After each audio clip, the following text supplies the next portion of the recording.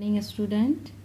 आज मैं आपको प्लानिंग एंड इकोनॉमिक डेवलपमेंट है सेमेस्टर थर्ड, उसका नेशनल जो इनकम है, राष्ट्रीय आय का महत्व यानी इम्पोर्टेंस ऑफ नेशनल इनकम क्या है वो आपको आज बता रही हूँ।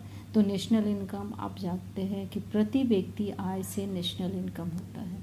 किस तरीके से नेशनल इनकम को बढ़ाया जाए, प्रति व्यक्ति आय अगर बढ़ती है तो राष्ट्र की आय बढ़ती है, और राष्ट्र की आय बढ़ती है और प्रति व्यक्ति आय से ही राष्ट्र का आय बढ़ता है, राष्ट्र को इनकम होता है। तो क्या इसका महत्व है, कैसे इसमें उत्पादन के साधनों को बढ़ाया जाए, रोजगार को बढ़ाया जाए, ज्ञान की वृद्धि हो, क्षमता में वृद्धि हो, क्या क्या ऐसा किया जाए जिससे कि हमारा राष्ट्रीय आय का महत्व अधिक है और राष्ट्रीय आय में हमारा वृद्धि हो। तो देखिए, इसमें सबसे पहला कहता है कि राष्ट्रीय आय का इम्पोर्टेंस क्या है, किस तरीके से ये राष्ट्रीय आय जो है, हमारा राष्ट्रीय आय किस तरीके से बढ़ता है और ये बढ़ कर के कहाँ तक जाता है। तो सबसे पहला कहता है कि आर्थिक कल्याण के संबंध में ज्ञान की प्राप्ति है, यानी राष्ट्रीय आय जो है सो प्रत्येक देश के देशवासियों का आर्थिक कल्याण बहुत कुछ देश विदेश के व्यक्तियों के आय पे निर्भर करता है, यानी कितनी आय उनकी है, कितना आय, जिन देशों की राष्ट्रीय आय अधिक होती है वहाँ प्रायः आर्थिक कल्याण भी अधिक होता है, यानी बहुत तरह के आपका जो है सो बहुत तरह के कल्याण के कार्य किए जाते हैं, बहुत सारे के फंड ट्रांसफ़र किए जाते हैं, बहुत तरह के लोगों को योजनाएं दी जाती है। तो ये सब है आपका आर्थिक कल्याण के संबंध में ज्ञान प्राप्ति की, किस तरीके से आपको ये कर सकते हैं। दूसरा पॉइंट कहता है कि देशवासियों के संबंध में ज्ञान का अनुमान, यानी देशवासियों का क्या है, देशवासियों के संबंध में ज्ञान का अनुमान क्या है कि किसी देश की राष्ट्रीय आय के अध्ययन से उस देशवासियों के देश विदेश के निवासियों के जीवन स्तर के विषय में अनुमान बहुत सरलता से लगाया जा सकता है। क्योंकि अगर लोगों का राष्ट्रीय आय अधिक है, अगर राष्ट्र का आय अधिक है तो प्रति व्यक्ति आय जो है सो अधिक होगी, और क्योंकि देश की राष्ट्रीय आय प्रति व्यक्ति औसत आय में घनिष्ठ संबंध होता है, तो किसी भी देश की राष्ट्रीय आय में वृद्धि होने से उस देश में प्रति व्यक्ति औसत आय में भी वृद्धि होती है। यानी किस तरीके से औसत आय में वृद्धि होती है, कैसे आप प्रति व्यक्ति औसत आय में वृद्धि से होने से देश के निवासियों का जीवन स्तर ऊंचा होता है।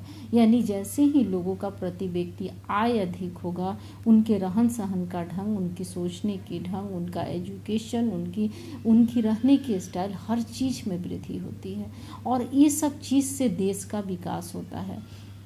देश का विकास होता है, लोगों के विकास से ही एक राष्ट्र का पूरी तरह से संपूर्ण विकास होता है। लोग अगर विकसित रहेंगे तो देश का पूरा विकसित से संभव है। उसके बाद देखिए, तीसरा पॉइंट यहाँ कहता है कि करदाताओं क्षमता का अनुदान, यानी करदान क्षमता का अनुदान क्या है कि राष्ट्रीय आय के अध्ययन में वित्त मंत्री जो है लोगों की बचत अथवा पूंजी संचय की शक्ति का ज्ञान हो जाता है, यानी किस तरह से लोग जो है सो बचत को प्रोत्साहन देते हैं। अच्छा, इस पर बचत को प्रोत्साहन देना मतलब कि अगर हमारी राष्ट्रीय आय अधिक होगी, हमारे उससे खर्च अगर पूरा हो जाएगा तभी जो बचेगा हम बचत कर सकते हैं। क्योंकि अगर मान लीजिए हमारी आय ही इतनी है कि हमारी अपनी जो नेसेसरी जो हमारी आवश्यकताएं हैं उनसे बचत ही नहीं हुई तो हम बचत क्या करेंगे।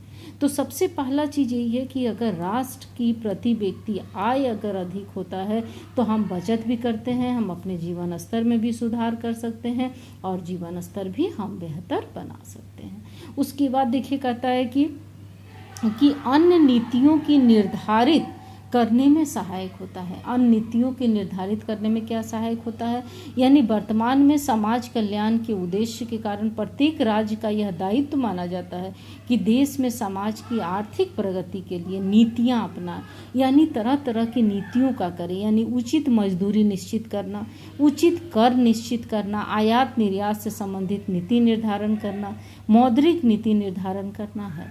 तो ये सब क्या होता है कि मजदूरी निश्चित करना, यानी प्रति व्यक्ति जो है, प्रति व्यक्ति को कितनी मजदूरी दी जानी चाहिए। ये नहीं कि आपके मन के अनुसार है, आपने इतना दे दिया और आपका मन नहीं किया तो आपने इतना दे दिया।